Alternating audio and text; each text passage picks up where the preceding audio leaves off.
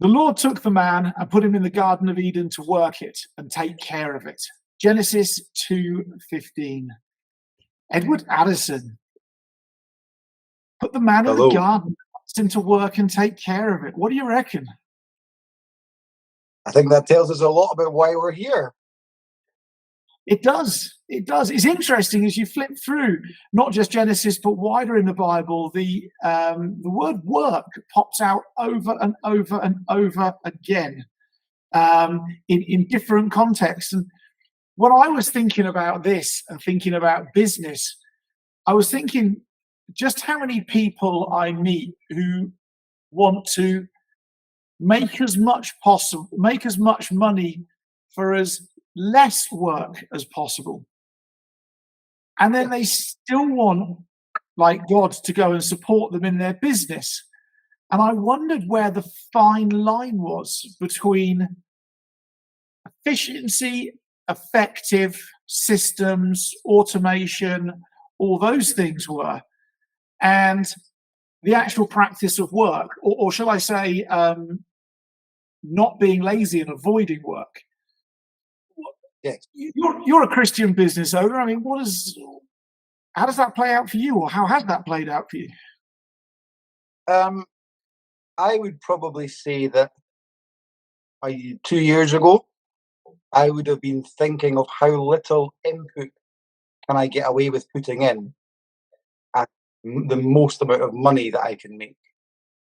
And I think that as I've developed my understanding of my relationship with God and with my understanding of business, and there's still a long way to go with that, I see that working hard is God's work. Working hard does generate abundance in all ways, more better friendships, more understanding, more money, yes. That working hard and doing your work correctly, be that God's work or business work, I'm not sure you should separate the two. They are one and the same. And so if you set out with your intentions to work better, I think probably in alignment with the guidance that God would provide, that is the same thing as growing your business. It's funny how so many of us have a relationship to work that's almost as though it's a bad thing. It's almost like a consequence of sin, of being naughty, of go on. It's greedy. It's lots of things. Like making money is a sin. Is definitely. I've struggled with that a lot. But here's a reality. God didn't just put Adam in the garden and say, pop up your feet, light your pipe, have a whiskey and enjoy the view. Right? He didn't just do that, right? Did he? He actually put Adam into the garden with a purpose to work. And it strikes me that then almost so early in the Bible, I mean, Genesis is at the very start. There's almost like a direct instruction to put up your feet and enjoy the view. Really isn't an instruction in the garden. Yeah, like you say, there's the universe, there's man, then work. Like it comes as quickly as any of that, So I agree. I actually was reading the other day that the word worship used to have a K in it, and it was more akin to the word workship. And so, really, in the ancient world, there was even less of a line differentiating worship and work. You worked for your God. You didn't simply worship him in inaction. It was in your actions that you worshipped God. That's fantastic. I think we've developed especially for business owners and entrepreneurs, I think we've developed this wonky version of work in some respects, because I think many people apportion work to partial enslavement, working for somebody else in their business, growing their business, effectively trading time for money to survive by not doing what you particularly like, enjoy, or even good at during that work time. And I think work developed this negative connotation. I think one of the benefits and one of the encouragements even for if you're a Christian business owner or entrepreneur, is to actually find a way of finding immense pleasure in the work that you do, gratification in it, like dare I even say it, enjoyment in what it is that you do, enjoyment in the process of growing something, tending something, beyond just generating profit or achieving personal success. Find the benefit in caring for your customers, those other human beings, or your employees. And I wonder how many of us have made a trap in. I mean, did you ever find yourself trapped in your business where you're like, I'm not enjoying this? Or have you always been able to tread that fine line of enjoyability work? I would say that fear of scarcity, fear of not paying the bills is what sapped the joy out of the work that I do. Because the actual day-to-day work of the work that I do is a pleasure. I help people. I help make their life better. It's a joy. But the pressure that comes with, will I be able to pay my bills? I must work harder. But work was in the unpleasant grind part of my brain. Having gone through the hard work and worked on letting go of the fear and focusing on the helping people and enjoying the enjoying of helping people and putting in the hours to make the service delivery even better, it has, well, you and I have talked before about this concept of the more, that the more love I put into it, the more I stop paying attention to the fear part of, I might not have this, I couldn't have this, it's not going quick enough, all the sort of self-doubt bits, and focus on the love of the customer and the love of the work, then an abundance has appeared in my business where the more love I give, the more joy that I get, the more the business grows, the more the return, the more love I give. And so it's a reciprocal process of just abundance so that I can enjoy it and put in really, really long hours and work really, really hard and go the extra mile for people. But all of it's a pleasure. And I found that in letting go of the fear. It's funny you use the word fear because fear is the work of the enemy, right? And I wonder, like practically, if we were to think about being a business owner and we're afraid it might not work. We're afraid we might put all of our effort and energy in here and it might not work, right? Well, we all know as human beings on this earth, if we think it won't work, it probably won't work, right? So that's the starting point. So if we're afraid of it, but I wonder what would happen if we were to go and change how we view fear, the enemy's thing that he puts in our way. And what if we were to view fear as, you're on the right path, keep going this way, as opposed to a thing to bounce back on? We were to go, actually, this is the enemy actively working against me to stop me doing what I know is right. Yeah. And so actually, I'm going to embrace this fear as a solid indicator that I'm going at the right speed, in the right way, doing the right thing. And all I need to do is have faith, is keep faithfully going that way. Is that not like the best version of faith in our businesses, using what the enemy gives us actually as a positive indicator as opposed to the negative thing that we've been conditioned with? Yes, absolutely. Yeah, so the fear itself is the indicator of where to lean in your business. So if we're afraid of not making enough money, and everyone's saying this might not make enough money, maybe you should just go make more money. Yeah. And maybe there's faith, big picture of the word, faith that God does provide. And so put the work in. How many minutes, hours, sleepless nights are wasted being trapped in that fear? And like you say, that might be his work, him downstairs work, that if we become frozen by it, then in fact we deny the world our gift and we can't do God's work. Because if we just simply use it as a little ringing alarm bell where we say, oh, and you notice that fear, and then you run towards it and work with faith that God will provide if you put the work in. And I think that that is a fairly important cornerstone of faith, that God provides. That, yeah, use it as a gift, that fear. There's so many business owners I speak to, like on the topic of marketing, and really when it comes to marketing, there's only three ways of finding customers for your business. One is talk to people one-to-one, right? As many conversations online as face-to-face as possible. The other one is to do organic social media, go put stuff up there in terms of content. And the other one is to go and pay for advertising somewhere where your ideal customer hangs out, right? And that could be online, but equally that could be at a golf club. Doesn't really matter.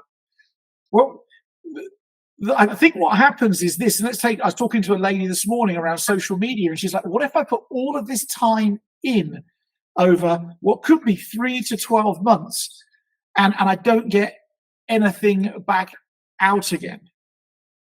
I was like, well, so firstly, if you think you won't get something back out again, you probably won't, right? Because that's fear talking. Therefore, the enemy's playing in your social media, not God. So that's the first thing. If you think you'll get nothing out, you probably won't. And she then started talking to me about how she could effectively take shortcuts to go and do it. She's like, well, I can use AI and I can get ChatGPT to tell me what I should do my media content on, and then I can script it for me. Then I can even get one of those talking heads with AI that'll do blah, blah, blah for me, and it'll all happen and do this and do that. And I was like, well, hang on a second. But in Proverbs, it says lazy hands make for poverty, but diligent hands bring wealth. So here we are going, right, I'm going to avoid work, play to the fear, reduce the emotional risk of actually committing to this thing in faith, play into laziness, and then I'm surprised that poverty comes. Yeah. Really, the initial statement, I would suspect that she's saying that she would be fearful that she'd put all the work in and not get the outcomes that she wanted. And then the second part of that is, actually, I'm not willing to put the work in, because if I could just do the shortcut version, then that might work equally well. So that's revealing that actually she was looking to not put the work in. That's it. And that Proverbs bit about lazy hands for poverty, diligent really is smart, hard work, or hard, smart work, I think, and bringing for wealth. I think that is in partnership with Genesis. For me, those two things really talk to the ethic of a business owner. You know, Edward, so many people say to me, a business owner say to me, well, what if I reach capacity and I have no more time left in my world? I was like, well, that's a fear, right? So that's sort of predicting tomorrow's events to become real, future events appearing as real. Well, if you grow your business to the point where there's no more hours left in the day, number one, you should have enough money to solve that problem for yourself. Number two is, you know, the inner workings of your business inside out and backwards at that point in time. So when you do bring something or somebody in to do some work for you, you can afford them and you can train them properly to go and do that work. Maybe our job is always to go and work ourselves up to cup overfilling with work, and we don't know which way up is, because ultimately, if we're there and we have faith, God will provide the solution. Yes. Yes. And I just wonder how many of us have a "I have faith" saying, but in the doing, we actually don't demonstrate it in action. I had a client this morning, and he described the Bible as the world's largest practical instruction manual. Yes. I was like, cool. So that's all. Like, if I get an instruction manual for a new dining room table that comes flat packed, I've actually got to go and take all the bits and pieces and put it all together and do it. Right? Like, otherwise there's no dining room table. Well, if the Bible is the world's largest instruction manual, then really faith isn't about what we believe or what we do on Sunday morning, or maybe not even just prayer. It's actually about taking some of this stuff and going, I'm prepared to work myself till I'm at maximum capacity, and then use the resource I've got to go and solve that problem. And I think that's really interesting. We are in business. The reason that we create a business, we're passionate about it. We make it, we want it to be successful, because that means we've achieved the thing, or we're on our way to achieving what it is that we wanted to achieve, or we would never have started the business in the first place. And yet, for even success to be a fear, perhaps that shows where that fear is coming from. And that even if we get what we want, or we're now inhibiting our progress and our willingness to work in case it goes well. Well, that's like self-defeating, and probably comes from the hands of, you know, him. You know who, not Voldemort. So it's very, very, very interesting how this can play out for all of us, because really speaking, practically, I think we need to just go do more work on the things that matter. And in business, really, that's all focused to start with around having enough conversations with enough people who could be customers of ours. And because that's the starting point of business. And then if we're not having enough of those conversations, and you'll know that to be true, if you're having one conversation a day with somebody who could be a customer, that's nowhere near sufficient for you to get skilled at that conversation. Therefore, we've got to go back in our business and go, well, what generates all of those conversations with people who could be customers? What is it what's the engine? And yes, there's faith, but God will give you what you ask for. If you ask for more customers, he'll go, okay, I'll give you one more a year. Good job. High five me. My name's God. You've got one more a year. Carry on. If you want more customers, it's actually not asking for help with the customers, but to become more skilled and excellent at the stuff that generates the customers. I mean, Edward, you've been leaning in more and more into your social media content over the past month. 2 months, actually, really speaking. What's been your learning and journey with that in terms of God-given creativity, work ethic, avoiding the lazy hands for poverty, so on and so forth? I am completely trying to fall in love with, for in my business, I get a chance to, there's outcomes for people that can be celebrated. So I've found a way of being happy with and for people and singing it from the rooftops. And in social media, we discussed that the video content seems to translate well to new customers. So now I joke, spamming the internet with as many, whenever I'm anywhere in life, because I'm working with so many people so frequently, that there's always things to celebrate, and other people like to hear the successes of others. So I get to just be very happy and enthusiastic very regularly about how well someone's doing, how they're overcoming, what challenges they've faced. And it is just growing exponentially as a result of that. And I'm absolutely, I don't know, obsessed might be the word, but enjoying being absolutely fully committed to celebrating more and more. And then the more that I'm doing that, the more ideas are coming to me, the more motivation I've got for it. And it's sort of one part when I'm putting the work in is helping this part, which is helping another part, and the whole thing grows.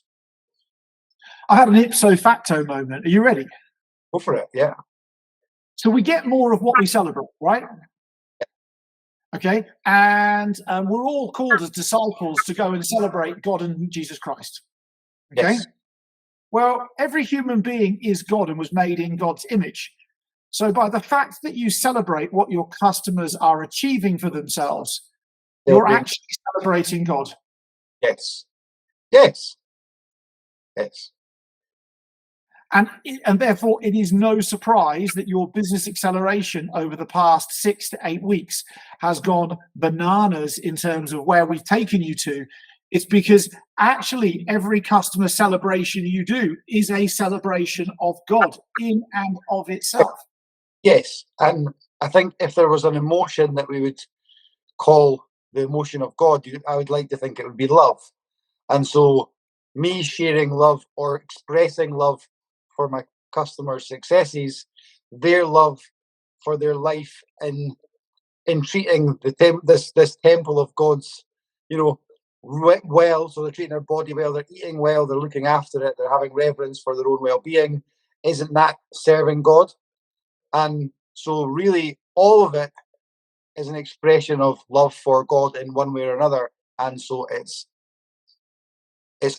all grown. As soon as I've sort of changed my perspective to recognise that I'm celebrating them worshiping God by looking after themselves properly, and I'm expressing love in celebrating those things. And so it's almost like the more love there is, the more love there arrives, I suppose is one way to put it. So let's take this and turn this practical for people, right? Mm. The first thing is that practically by celebrating our customers' wins or successes with us, we are actually celebrating God at the same time, and therefore we're actually buying in his support.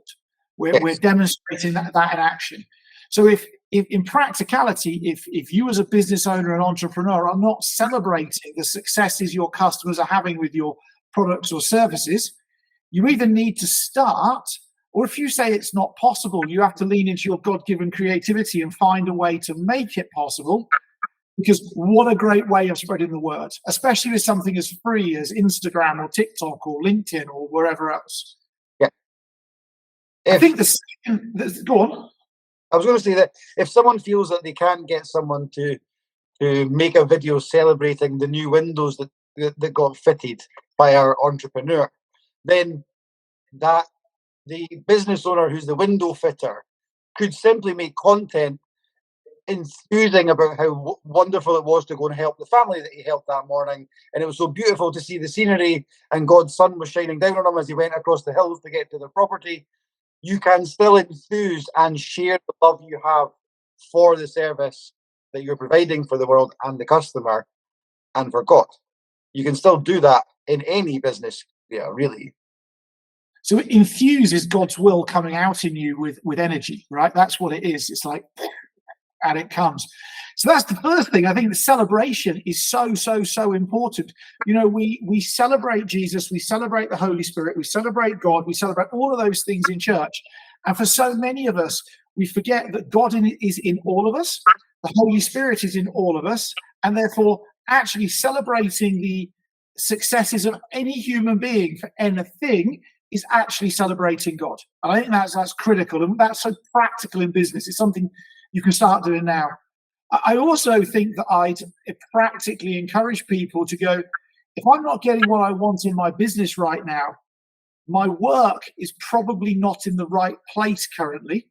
And it probably needs to swing way more for how do I generate those conversations with people who could be customers. How am I doing that? Now, your celebration posts will be there, but effectively we're talking about marketing.